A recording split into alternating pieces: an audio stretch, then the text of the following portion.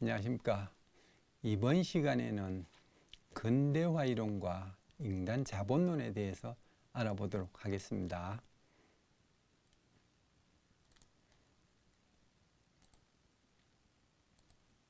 자, 먼저 근대화가 뭐냐? 그냥 단순하게 이렇게 생각하시면 될 것 같습니다. 이게 이제 고종 황제의 의진이라고 볼 수 있는데, 그 과거에는, 근대화 이전에는 우리가 흔히 왕이 입었던 옷을 뭐라고 그래요? 골룡포라고 그러죠. 골룡포를 입었는데 근대화를 하면서부터 서구 제국에서 입었던 제복을 입었다. 이 근대화예요. 근대화. 네. 단순하게 그렇게 생각하시면 편하다라는 거죠. 자, 그럼 오늘 배워야 될 학습 목표는 근대화 이론의 발생 배경하고, 그 다음에 근대화 이론의 현실 내용, 그 다음에 인간 자본론의 개념과 내용을 이해하는데 중점을 두도록 하겠습니다. 자, 그럼 먼저 근대화 이론이란 뭐냐? 그 시각을 보면 기본적으로 이렇게 생각하는 겁니다. 경제 성장을 위해서 그 전 근대적인 사회가 가지고 있던 전통은 성장의 장애물이다, 이렇게 보는 거예요. 자, 그리고 근대화를 위한 전통 사회의 가치에 대한 희생은 당연한 것이다. 그럼 빨리 사라져야 될 어떤 구시대적 유물이지, 그걸 계속 가지고 가서는 근대화가 안 된다, 뭐 이런 의미로 이제 얘기를 한다라는 거죠. 그 구체적인 내용은 사회는 내외적인 요인들을 모두 고려하면서 통합과 분화, 재통합을 하면서 진화를 해왔다. 그 과정에서 발전을 한다, 이렇게 보는 겁니다. 대표적인 학자가 누구냐? 인켈레스와 스미스를 들 수가 있다라는 거죠. 그럼 뭐 학자들은 많이 있지만 대표적으로 이제 이분들이 뭐라고 얘기를 하냐면, 근대화 한다는 것은 발전하는 것이고, 한 사회는 대부분의 사람들이 근대적 가치를 가지게 될 때까지는 발전을 기대하기 어렵다, 이런 주장을 하는 겁니다. 자, 그러면서 근대화 과정을 5단계의 과정으로 설명을 합니다. 그게 이제 첫 번째가 뭐냐? 첫 번째가 근대화를 하기 위해서는 가장 중요한 게 바로 기관이라는 겁니다. 기관을 먼저 근대화 시켜야 된다.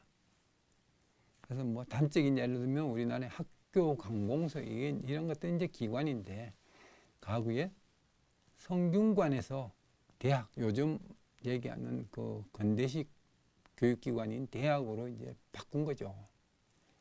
우리나라의 최초의 근대식 교육기관이 뭐냐? 아마 들어보신 분이 계실지 모르겠는데 최초의 교육기관은 원산학사입니다. 원산학사. 1883년에 세운 원산학사. 그 다음에 1886년에 이제 유경공원을 정부에서 세운 거죠. 그 이제 국가에서 세운 최초의 기관은 유경공원이다, 이런 옛날에 이제 초등학교에서 많이 들었죠. 기관을 근대화를 시켜야 그 학교에 다니는 학생들의 의식이, 가치가 근대적 가치로 바뀐다라는 겁니다. 무슨 의미인지 아시겠죠? 사람이 가치가 바뀌면 자연스럽게 뭐가 바뀌냐? 행동이 바뀌는 겁니다. 행동이. 그렇게 행동이 바뀐, 자, 이런 행위가 바뀐 사람들이 많은 사회가 근대적 사회라는 거예요. 이런 근대적 사회를 이룩해야 근대적 발전을 가져올 수 있다 라고 주장하는 게 근대화 이론가들의 기본적인 가정이고 논리다라는 거죠. 그래서 우리가 이제 학교 교육기관을 근대적인 기관으로 바꾸고 나니까 그 기관에 다니던 사람들의 의식, 가치가 근대적으로 바뀌어서 우리가 흔히 뭐 많이 배웠던 개화사상이나 열린사고 이런 것들을 이제 가지게 됐던 거죠. 그러다 보니까 정부에서 주장한 대로 과거에 뭐 새마을 사업 해가지고 한복에서 요즘 우리가 입고 다니는 서구식 생활 양식, 그 다음에 초가집, 기와집에서 흔히 슬라브집 아파트로 엄청나게 빠른 속도로 바뀌었죠. 식생활도 마찬가지고. 그 과정에서 사회는 대가족에서 핵가족으로 바뀌고 도시화가 급속도로 이루어졌다.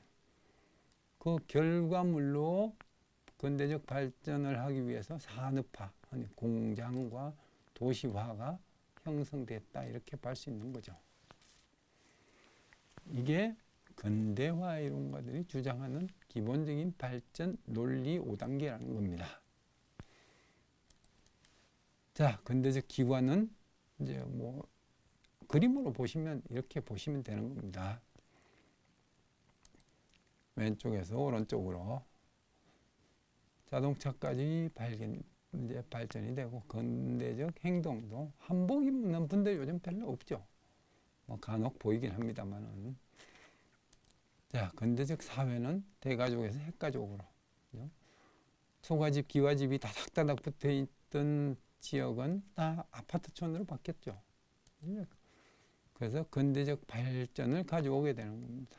왼쪽에서 오른쪽으로 이제 발전을 해왔다 이렇게 보시면 되고, 이런 근대화 이론가들 중에 대표적인 인켈레스와 스미스는 그래서 뭐라고 그러냐, 근대적 가치 창출은 인간 계획의 결과다. 그래서 특수한 사회적 기관은 근대적 가치가 출현하는데 가장 중요한 것이다 이렇게 주장을 하는 겁니다. 결국 가정, 학교, 공장 등에서 사회화가 이루어져야 된다라고 주장하는 것이라고 볼 수 있고요. 맥크리랜드는 뭐라고 얘기를 하냐면 문명의 발생과 쇠퇴는 그 사회 내에 있는 다수의 사람들이 소유하는 개인의 가치관에 기인하는 것인데 경제적, 기술적 발전을 가능케 하는 성취 동기라는 성격적 특성이 있고 이것은 사회화를 통해서 획득된다라고 주장을 하는 겁니다. 주변 사람들이 성장을 하려다 보니까 내가 공부를 더 잘하고 싶어 하니까 나도 같이 공부를 잘하고 싶은 마음이 생기는 거예요. 이게 사회화예요. 사회화.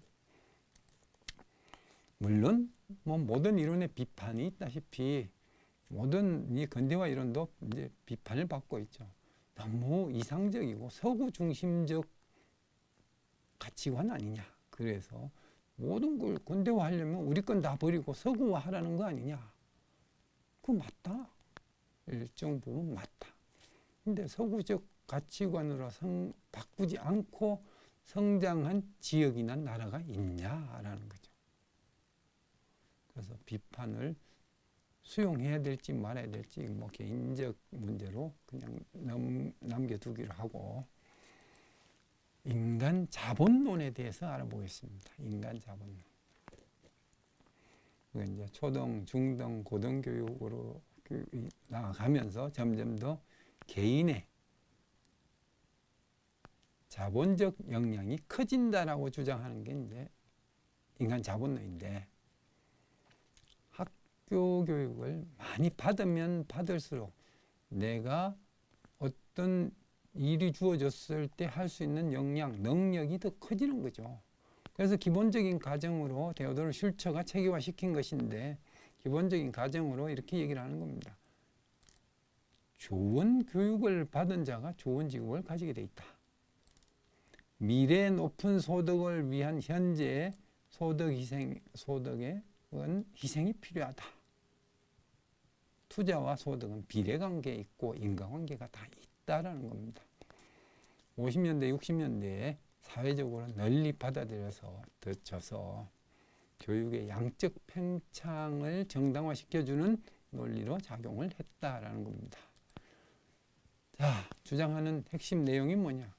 교육을 전가된 배당금 형태로 미래에 다 되돌려받는다라는 거예요. 되돌려받는다. 그래서 자신에게 투자를 해야 된다. 인간에 대한 투자를 해야 된다. 왜? 미래 나중에 다 돌려받기 때문에 그거보다 더 몇 배 이자까지 붙여서. 그다음에 경제적 가치는 전가될 수밖에 없다는 거죠. 교육을 더 많이 받게 되면. 이게 이제 핵심 주장이고, 적용은 실제 개인, 인간 자본은 개인뿐만 아니라 국가 발전에도 크게 기여를 하더라. 왜냐? 능력 있는 개인이 많아지니까 국가가 성장 발전하는 데 큰 관계가 있더라라는 거죠. 그게. 개인의 성공과 실패에 대한 측면에서도 충분히 설명할 수 있겠다라는 겁니다. 자, 단순하게 설명하는 논리를 보면 소득 곡선 그래프입니다.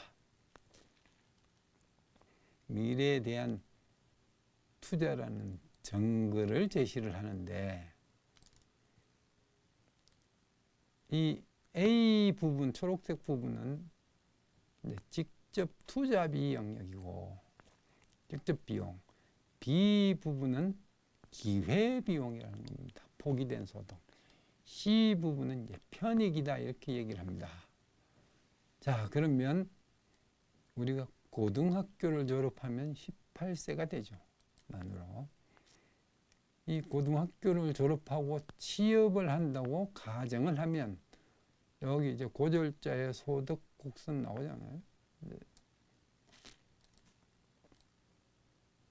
전체 B 영역을 포함해서 C 영역까지 이만큼의 이제 총 소득이 생긴다라고 가정을 하는 겁니다. 65세 정년퇴직 한다고 가정을 했어요.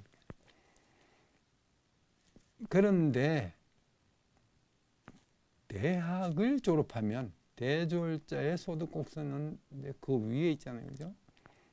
대학을 졸업하면 일해서 버는 시간은 상대적으로 짧은데 그동안에 고등학교 졸업을 하고 대학을 다녔기 때문에 이 A만큼 영역만큼 즉 돈을 투자를 해야 되는, 등록금도 내야 되고 책값도 들어야 되고 뭐 생활비도 들어야 되니까 이게 직접 투자입니다.